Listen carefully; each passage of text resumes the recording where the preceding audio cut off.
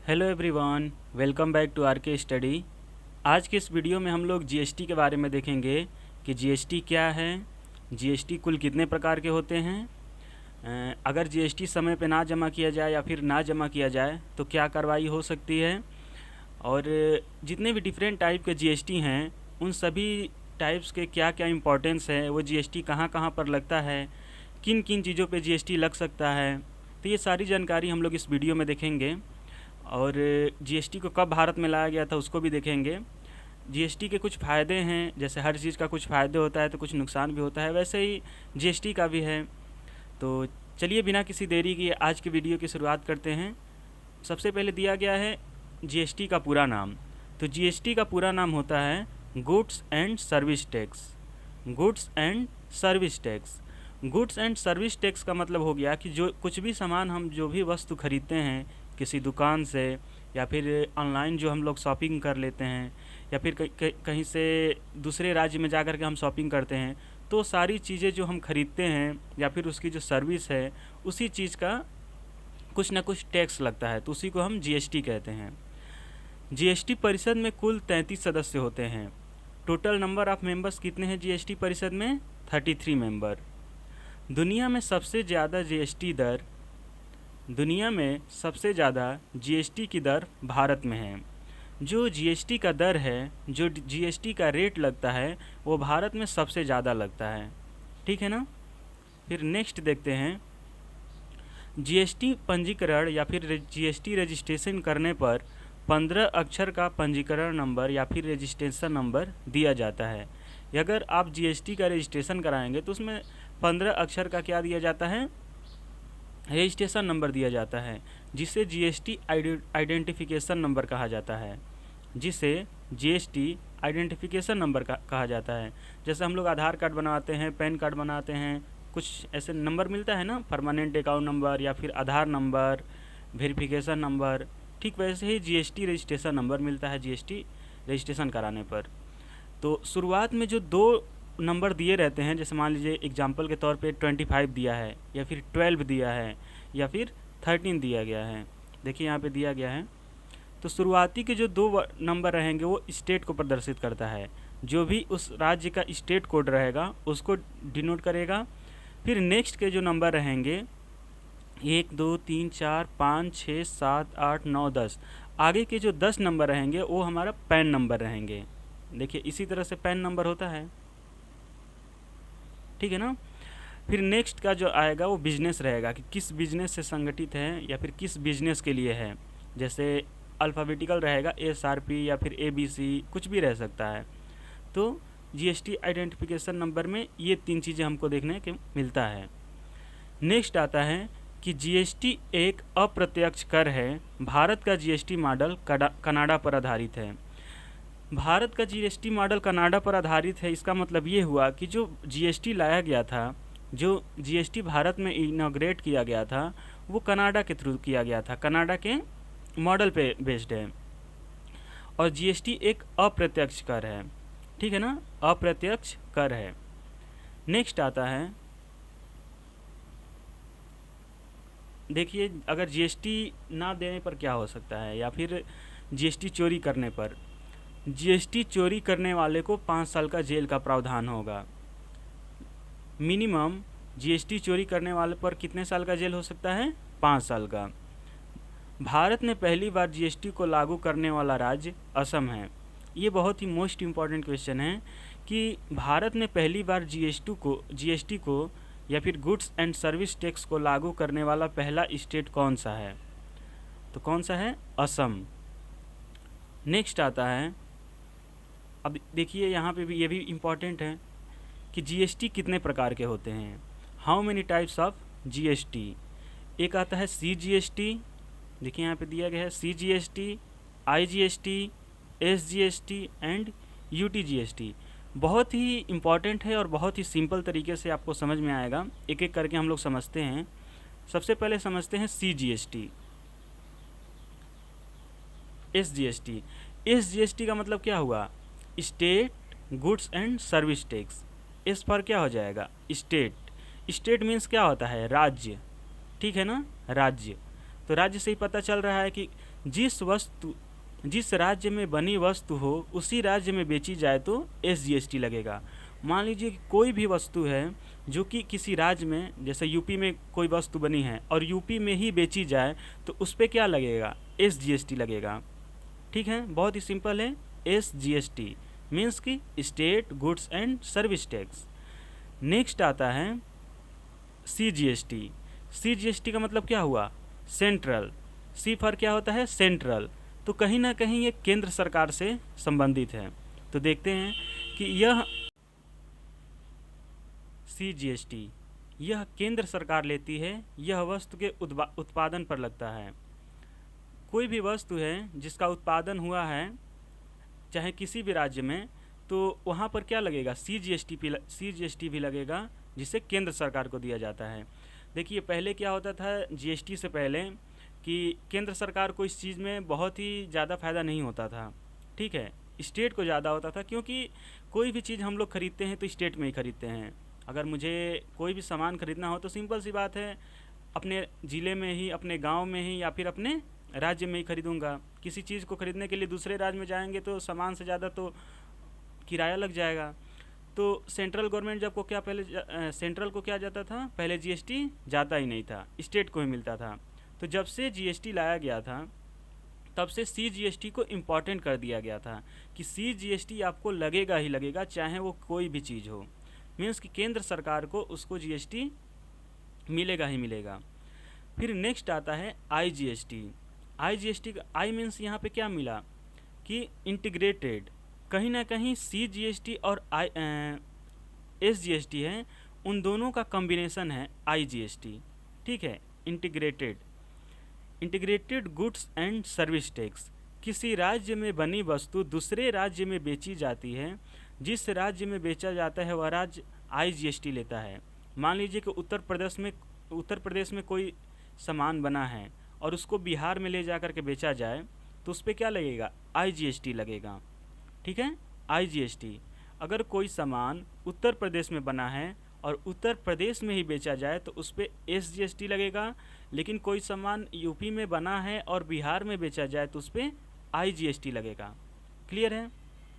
फिर नेक्स्ट देखते हैं, एक और आ रहा था UTGST। आप लोग देखे होंगे यहाँ पे UTGST। तो भारत में आप लोग को पता है कि 28 राज्य हैं और 8 यूनियन टेरिटरी हैं। तो जैसे राज्य में बनी वस्तु राज्य SGST लेता है, ठीक उसी प्रकार किसी केंद्र शासित प्रदेश में किसी यूनियन टेरिटरी में बना सामान उस यूनियन टेरिटरी उस सामान का क्या लेता है? UTGST लेता है। क्लियर है? जैसे मान लीजिए पुडुचेरी हो गया, जम्मू कश्मीर हो गया, लद्दाख हो गया, नई दिल्ली हो गया, ये सभी क्या हैं? यूनियन टेरिटरीज हैं। तो यहाँ पे कोई भी सामान बनेगा तो वो वहाँ के जो केंद्र शासित प्रदेश हैं क्या लेगा? UTGST लगेगा। और CGST तो लगेगा ही लगेगा, क्योंकि केंद्र सरकार तो हर चीज़ पे GST लेगा।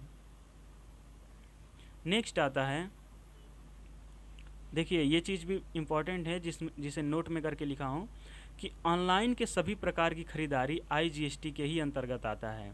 ऑनलाइन जो भी हम लोग शॉपिंग करते हैं, कुछ भी मंगाते हैं, ख़रीदते हैं, तो वो किसके अंतर्गत आता है? IGST। मान लीजिए कि मैंने एक मोबाइल बुकिंग किया, कोई सैमसंग का मैंने मोबाइल बुकिंग किया, तो ज़रूरी नहीं है कि मैं उत्तर प्रदेश में हूँ तो उत्तर प्रदेश से ही वो मोबाइल आएगा। हो सकता है मुंबई के एजेंसी से आ जाए, हो सकता है दिल्ली के एजेंसी से आ जाए, तो कहीं ना कहीं दूसरे राज्य से यूपी में आ रहा है।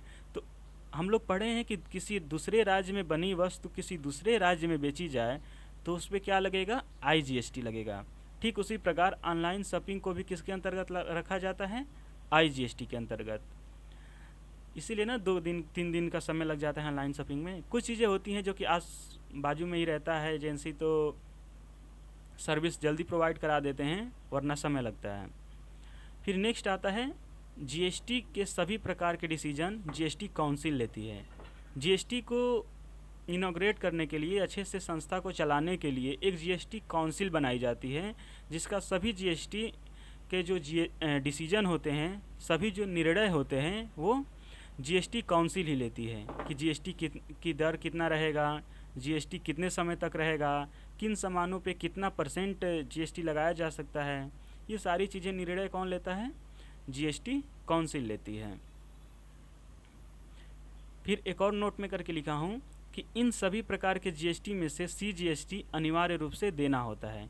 इस बात को मैं पहले ही बता चुका हूँ कि चाहे कोई भी सामान हम लोग खरीदें, एसजीएसटी लगे, आईजीएसटी लगे, यूटीजीएसटी लगे, ये तीनों तो में से किसी एक प्रकार पे लगेगा ही लगेगा, लेकिन सीजीएसटी अनिवार्य है। सेंट्रल मीन्स कि केंद्र सरकार को जीएसटी का दर या फिर जीएसटी का जो टैक्स है वो देना ही पड़ेगा, ठीक है, चाहे हम कोई भी सामान खरीदें, ये अनिवार्य है।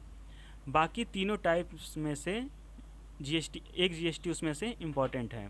बाकी स्टेट में हम लोग कोई भी खरीदे हैं, अपने राज्य में कुछ सामान खरीदे तो एसजीएसटी तो लगेगा ही लगेगा, और साथ में सीजीएसटी देना अनिवार्य है, क्योंकि केंद्र सरकार को भी कुछ जीएसटी देना पड़ेगा। मान लीजिए किसी सामान का जीएसटी दर 10% है, तो राज्य को कितना जाएगा? 5%, और 5% केंद्र सरकार को चला जाएगा, ठीक। नेक्स्ट आता है कि जीएसटी परिषद का अध्यक्ष वित्त मंत्री होता है। जीएसटी परिषद का अध्यक्ष फाइनेंस मिनिस्टर होता है या फिर वित्त मंत्री होता है। कभी कभी क्वेश्चन पूछ लेता है कि जीएसटी परिषद का अध्यक्ष कौन होता है, तो वित्त मंत्री। नीति आयोग के अध्यक्ष कौन होता है? प्रधानमंत्री।